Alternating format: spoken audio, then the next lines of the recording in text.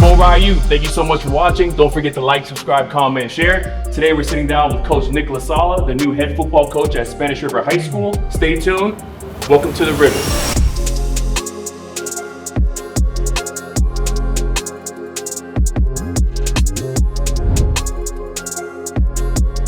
So Coach, as you know, I played basketball in high school. One sport athlete until I found out it was a little too late, right? How important is it to you to have well-rounded athletes that play other sports outside of just football to improve their athleticism? Yeah, I think when you think about football, there's probably like 4 sports in the off season that help our kids on the field, right? So we're in the wrestling room. The wrestling for the guys that play in the box teaches them leverage, right? Teaches them how to put their face on people, how to handle contact on the ground, stuff like that. So it helps prevent injuries. The trenches is a little violent, right? When we're talking about O-line, D-line. For sure. And some of the guys that I played with in high school or in college, they had wrestling backgrounds, those guys up front, right? So wrestling is one. I would say track and field for any athlete that's opening it up, like receivers, DBs, guys like that, teaching them how to run and move fastly and efficiently, right? So a little bit of like proper technique, proper form, and just a little golden nugget here for the audience. What we have seen is a lot of athletes that also do track. Don't be afraid to utilize that in your recruitment.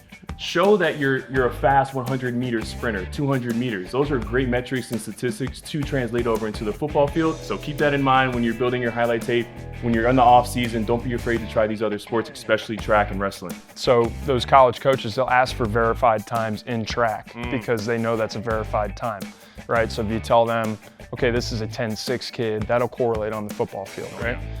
Basketball footwork fundamentals show up all over the football field, whether you're in pass protection up front, whether you're a guy in coverage in the secondary. When I interned in the NFL, our DB coach was constantly talking about square feet, basketball fundamentals. So that shows up. So there's multiple sports. If you look at baseball, throwing athletes, so the quarterbacks, all these quarterbacks now have a baseball background from when they were a kid because it teaches them to throw from different arm angles and it's about torque. So I like when our kids do multiple things and I don't want them to get burnt out. I love coaching football throughout the year, but if we've got kids that are getting good coaching, good instruction in a room like this, on a basketball court, etc., then that's going to help us on the football field.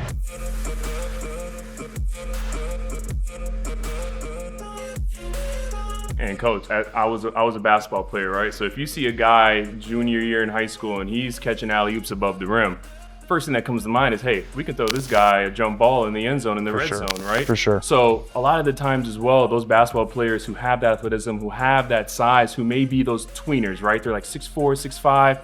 That's tough to make it in basketball, especially if you're trying to go D1. But 6'4", 6'5" on the football field, plus you're playing above the rim, I'm sure Coach Lasala has some ideas in his playbook. Worked for you. Utilize. It worked for you. It worked for me, my man. And you better believe I had some basketball highlights of me getting above that rim on my highlight tape to show that athleticism, just like if you're playing track, put that 100-meter on your athletic resume so they can hear about that. I'm taking shots at the enemy. I'm gonna make it to the top, leave a legacy. All right, folks, so now we're taking a little look at the weight room here. And believe it or not, Coach Lasala looked like this in 8th grade.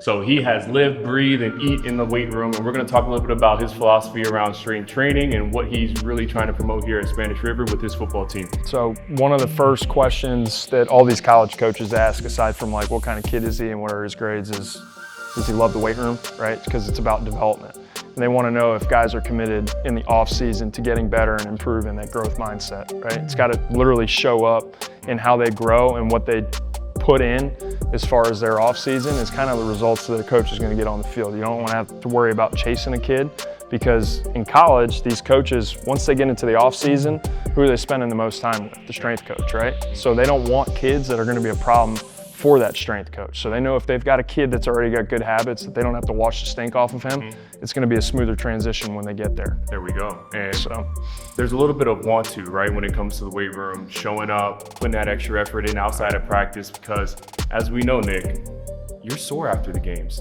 It's hard to wake up the next day and work that lactic acid out and be ready to compete the next week. So how do we kind of show the players the importance behind what we're doing in here? Even though it may not be fun, even though it may be brutal to come in here after a game. I think you just have to start with when you preach it, you have to practice it. So you have to make it a priority and create the time, right? It's for the kids. And not every kid loves the weight room. Some kids, honestly, it's almost like they're a little bit embarrassed. You have to push them through that and teach them and develop them, right? You're talking to one, right? I didn't know the weight room until senior year. And even then, I was just trying to figure it out. So if you're out there, you know, it's never too late to start. And if the earlier you start, the better to start building that foundation. And really, it's going to translate over to the field for you. And regardless of where you end up in the collegiate level or high school level, find somebody that understands those basics, those fundamentals, and is really going to teach you how to build that strength from the core out.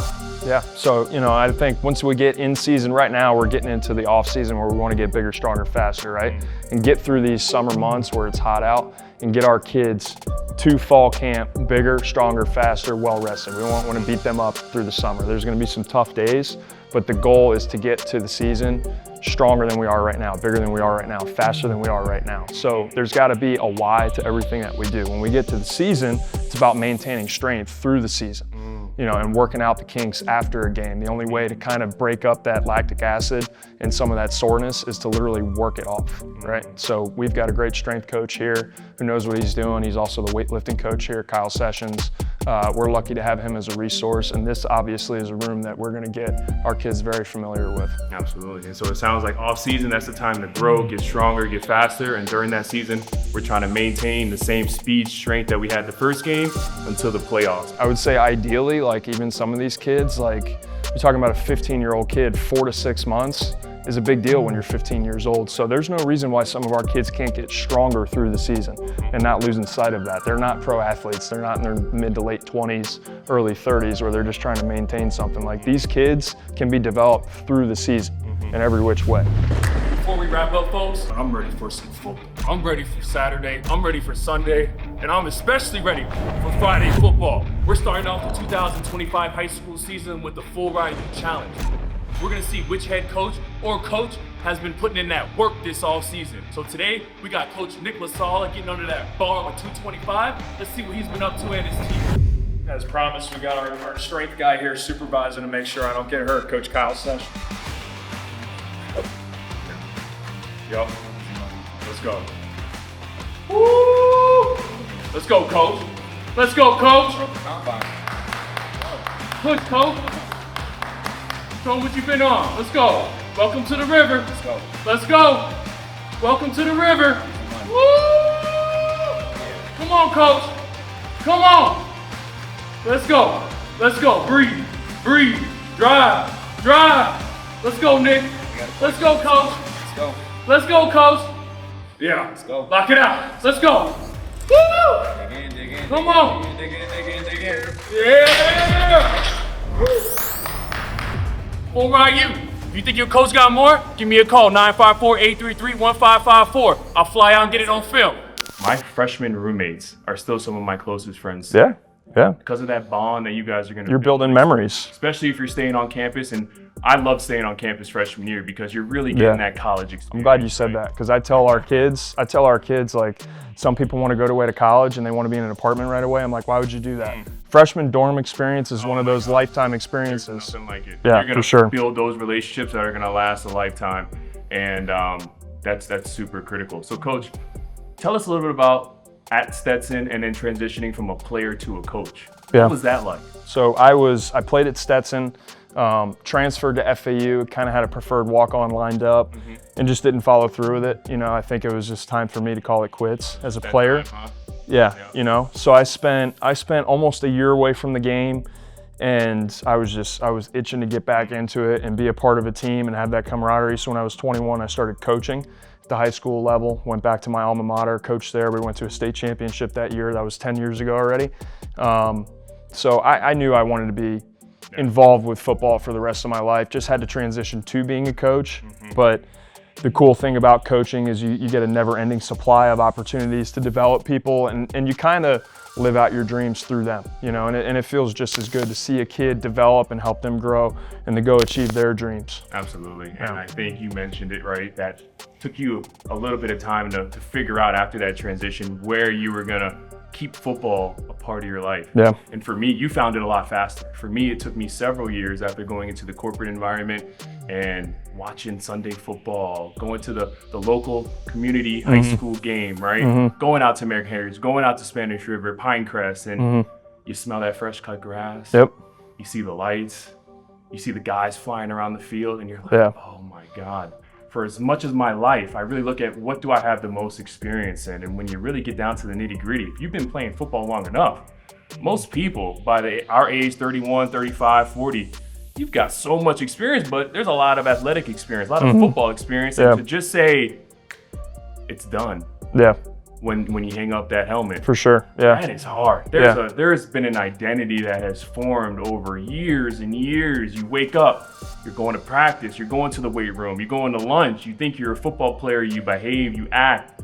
You just are so ingrained into the life that as soon as it's done, Yeah. you have to create a whole new identity. You got to find a new path in order to just sustain a lifestyle. So that's hard. Yeah. It's So hard. You said it. I would say if we had to compare it's like telling John Mayer he can't play his guitar anymore.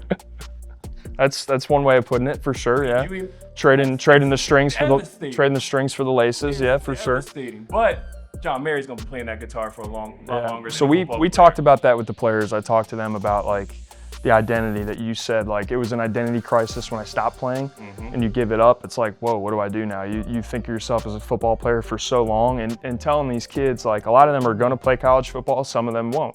But at some point or another, it does end for every player.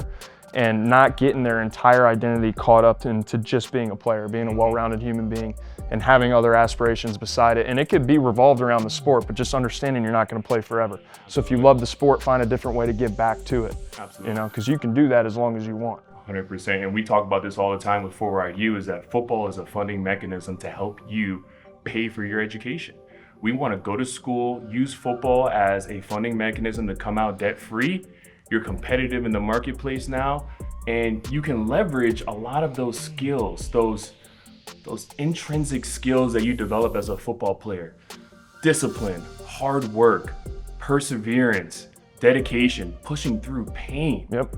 I mean, those are very critical skills in the game of life. Exactly. And if you are able to implement those skills in the right vehicle after football, you can be a very, very impactful force into the marketplace and into the overall general society. Yeah, and that's one of the best things we can do as a coach is like instill good habits and teach these kids like how you should think about life. You know, it's a whole paradigm shift. It's not just the 3 hours that we get them for football. It's we want ambassadors on campus that are living right, that are treating girls with respect, right, that are good students. That carries over onto the football field. Absolutely. Because if you have a disciplined team, if you have a smart team, if you have a team that knows how to think, that has good habits, it's gonna be hard to beat that football team. Habits. Yep. Habits, habits, habits. Yep. Are you going to class on time? Are you showing up on time to Yeah. practice? Are you showing up early? Yeah, Are and you that's doing the extra little things? That's that what are these gonna college give you- coaches are asking you. When they ask, like, they trust their eyes when they're evaluating a kid. That's not what they're asking us about. It's they come to us. We're the people that spend the most time with them, and we're molding them. What kind of kid is he?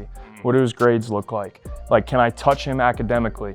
What kind of kid is he? A first in, last out kind of kid, or is he a last in, first out kind of kid? You know, that's what they're asking us. And I've literally got text message from college coaches. What kind of kid is he?